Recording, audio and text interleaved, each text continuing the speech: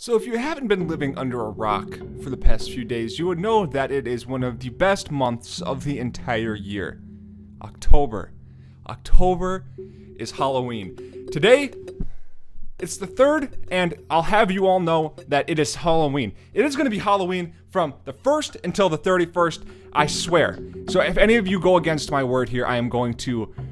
I don't know what I'm going to do, but what I want to do for you guys today is go through something that is very kind of Halloween-y. What makes a video game scary overall? What is the thing that makes you fear something that you're not even in? You're not there. There's nothing that you should be afraid of. Even if you're in a room filled with lights, you're still afraid when you play scary games. I recently just played Outlast, the Outlast 2 demo because it was released on PC, and I'll have you guys know, it was terrifying, and it was even terrifying after I watched other people play it myself, and I was sitting in a room filled with lights. It was still scary. So what is that makes it scary? That's what we're gonna talk about today, guys. Let's get right into the video. So what do a lot of horror games have in common? No, we're not talking about barrels. We are talking about darkness. Yes, darkness is very apparent in a lot of horror games. There are a few where it is a little bit more light and it's still kind of creepy, but when it comes to horror genres, darkness is very, very apparent in all of them, basically. And why is darkness scary? Think about it like this. You're sitting somewhere in a light room. You have all the control in the world with this room. You can see everything is here. You know that right over there, there's a blanket. Right over there, there's a... What is that? You see all of these things and you know that they're there.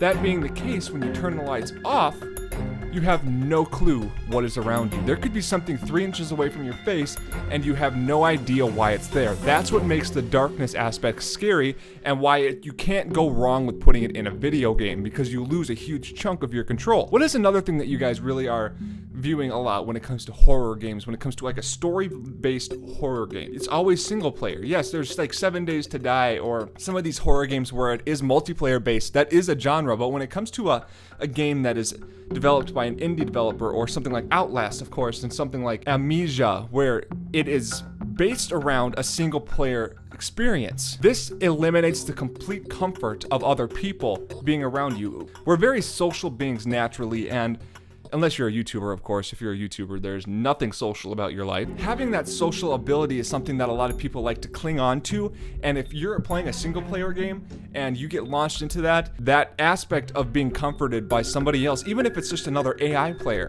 that's eliminated. That's very scary towards a lot of people, and that's why you see a lot of single-player horror games. Another thing is insanity. A lot of games coming out nowadays are really pushing the insanity factor, where the people that are after you are crazy. And not even horror games. Like, look like Far Cry 3. The main villain in Far Cry 3 was insane, and it made a lot of people uneasy. Knowing that somebody isn't thinking right can be a very scary thing, and so those are the 3 factors when it comes to horror games that a lot of people like to utilize. Insanity, darkness, I'm backwards here. Darkness, single player, and insanity. But I haven't answered the question yet, everybody. I haven't answered the question, why are we scared in a video game? Why is it that scary? The fear in a video game really differs from real life. So think about it like this, and even when it comes to movies, when you're in real life, say, we're gonna use Outlast 2 just because it is a very popular topic right now, and it's got the demo released on the PC now, and it's coming out relatively soon. If you don't know, Outlast 2 is based around a cult, and you get trapped in this cultish area, and you're trying to escape. Technically, there's some other things in there as well. But when you sit down and play a horror game, you feel fear. You feel a little bit of fear. But imagine if you were actually dropped into a insane, murderous cult section of the earth, and they say you need to escape. Your fear factor would be 10 times as bad than it would be when you're actually just playing a game. So if you're dropped into an actual real life event that could be very harmful towards you, your fear is escalated 10 times. I'm just using numbers out here, but tremendously more than if you're actually playing a video game. So that actually kind of trickles down into the video game a little bit, but it really dilutes it. So because it is such an uncomfortable situation in the video game, it being diluted from a real life situation down to what you actually experience in the game is the type of fear you feel in a video game. And it is different from even movies and video games, because in video games, you have control if you live or die.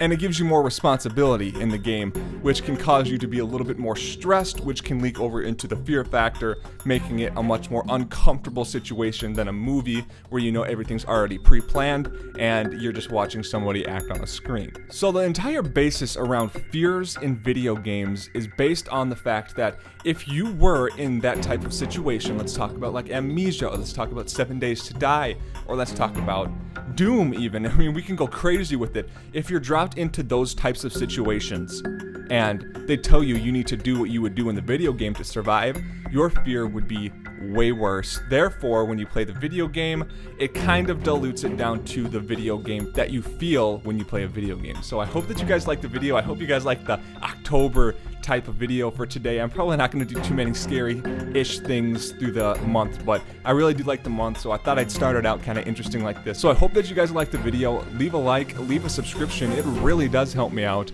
I will see you guys later.